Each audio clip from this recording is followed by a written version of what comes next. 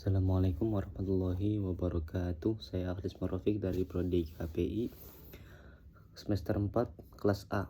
Akan sedikit menjelaskan tentang peran public relation dalam mengatasi krisis dan penurunan reputasi.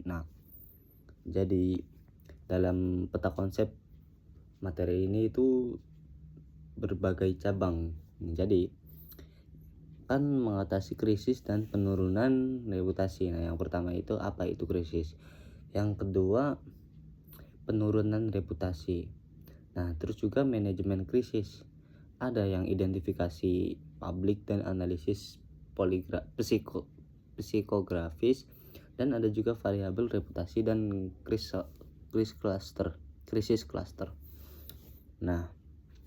PR ini ataupun public relation ini memang sangat penting dalam upaya tidak hanya mengenal atau mengatasi krisis, namun dampak yang ditimbulkan bagi sebuah perusahaan ataupun organisasi itu akan berdampak pada reputasi.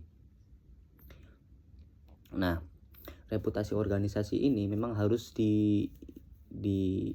dipertahankan oleh sebuah perusahaan agar tidak menjadikan benalu ataupun tidak menjadikan sesuatu yang masalah bagi perusahaan.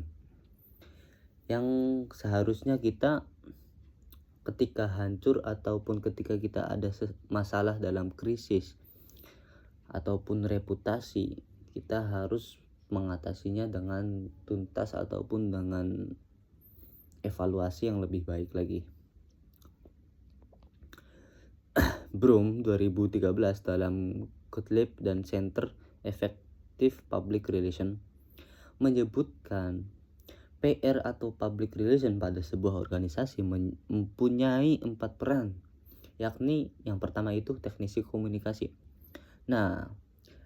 Berperan itu sebagai yang melakukan penulisan, pengeditan ataupun pengeditan newsletter, karyawan menulis siaran pers dan feature, mengembangkan isi website maupun akun media sosial, serta melakukan kontak dengan media ataupun media massa. Praktisi publik yang melakukan peran ini biasanya tidak hadir saat manajemen atau yang mendefinisikan masalah dan memilih solusi saat terjadi krisis. Mereka baru bergabung untuk melakukan komunikasi dan mengimplementasikan program. Yang kedua itu penasehat ahli atau expert prescriber. Peran PR ini atau public relation ini sebagai penasehat ahli itu harus berupaya memahami kebutuhan atau preferensi dan sikap masyarakat, serta merumuskan strategi komunikasi yang sesuai dengan kepentingan organisasi atau perusahaan. Dalam peran ini, kepentingan organisasi dan kepentingan klien itu harus sesuai dengan apa yang sudah distrategikan ataupun apa yang sudah dirumuskan sebelum melakukannya. Dalam peran ini, praktisi public relation menggunakan pengetahuan tentang perkembangan teknologi ataupun perkembangan komunikasi, serta dinamika masyarakat untuk merencanakan dan melaksanakan program-program yang dapat mempengaruhi opini, sikap, dan perilaku masyarakat. Yang ketiga itu fasilitator komunikasi. Jadi dalam peran ini, fasilitator komunikasi itu harus mendengar, tidak hanya menjadi pendengar gitu dan perantara komunikasi, namun juga harus bertindak sebagai petugas penghubung atau liaison, interpreter maupun mediator antara organisasi dengan publiknya. Yang keempat ini fasilitator pemecah masalah. Sebagai fasilitator pemecah masalah harus berperan dalam menganalisis situasi masalah, karena umumnya mereka itu adalah pihak yang paling tahu dalam dan paling dekat dengan kebijakan produk atau prosedur dan tindakan organisasi. Mereka akan bergabung bersama manajer lainnya untuk mendefinisikan dan memecahkan masalah.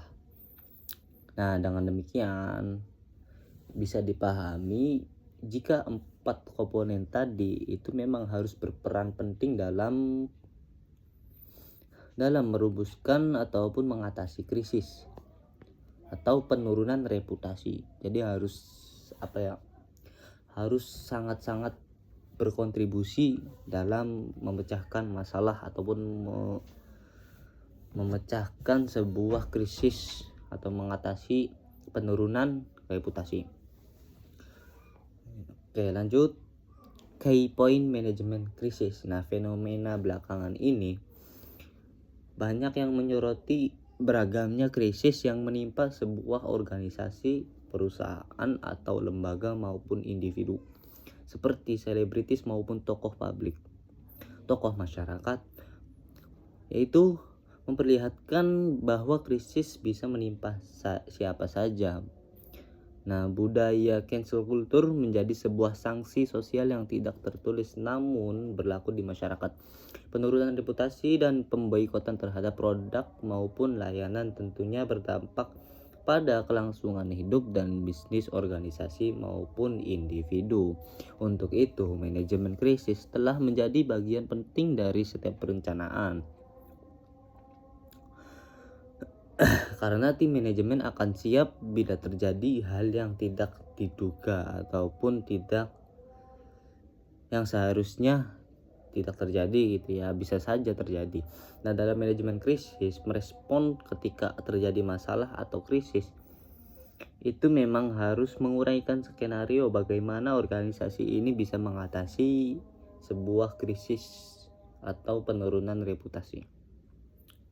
Nah, rencana krisis bertujuan untuk mengantisipasi segala kemungkinan dalam menghadapi krisis reputasi, penurunan reputasi, serta merespon secara cepat dan cermat, serta menjaga saluran komunikasi antara masyarakat dan perusahaan ataupun lembaga. Nah, tentunya kita harus melakukan 5W1H dalam pertanyaannya. Nah, yang kedua itu identifikasi publik. Nah, identifikasi publik itu mengacu pada tindakan mengenali dan memahami pihak-pihak yang berkepentingan, juga harus masyarakat luas atau publik yang mungkin saja terpengaruh oleh krisis tersebut. Nah, cara ataupun langkah penting bagi organisasi terbagi menjadi berikut nih. Yang pertama ini mengidentifikasi pemangku kepentingan yang utama.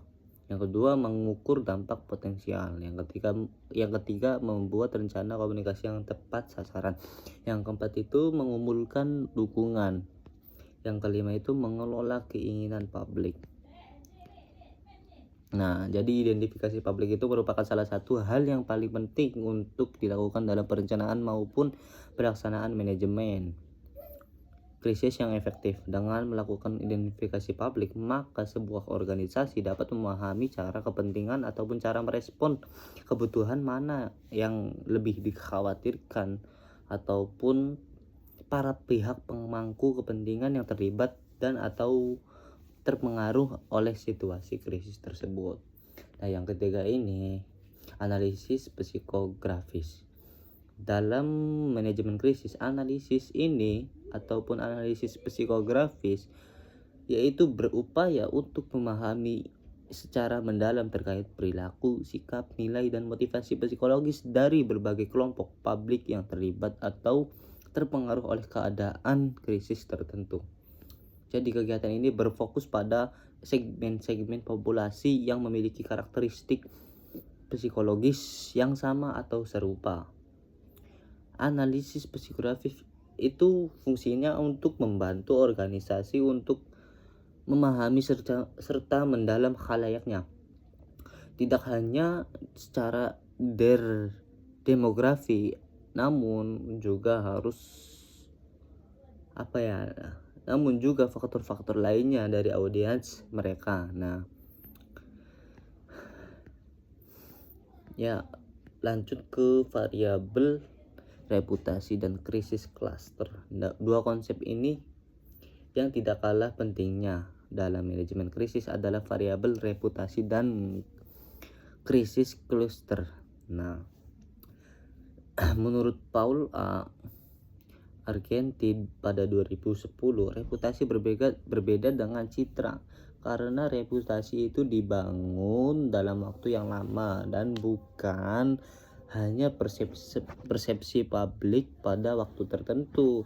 Dan reputasi juga berbeda dengan identitas, karena reputasi merupakan produk dari konsisten sebuah perusahaan atau internal maupun eksternal, sedangkan identitas itu dibangun melalui konstitusi internal organisasi ataupun perusahaan. Nah, jadi pada rangkuman materi ini, public relation dalam sebuah organisasi juga harus memegang peranan penting, tidak hanya dalam membangun citra, identitas, reputasi, ataupun membangun kuantitas atau kualitas saja, tapi harus juga membina hubungan baik dengan para khalayaknya, dari lembaga ke masyarakat. Nah, ketika sebuah organisasi sudah terjadi krisis, PR ini juga harus merespon secara cepat untuk meminimalisir agar tidak berkelanjutan ataupun mengatasi sebuah krisis yang sudah terjadi dan meningkatkan reputasi agar tidak menurun.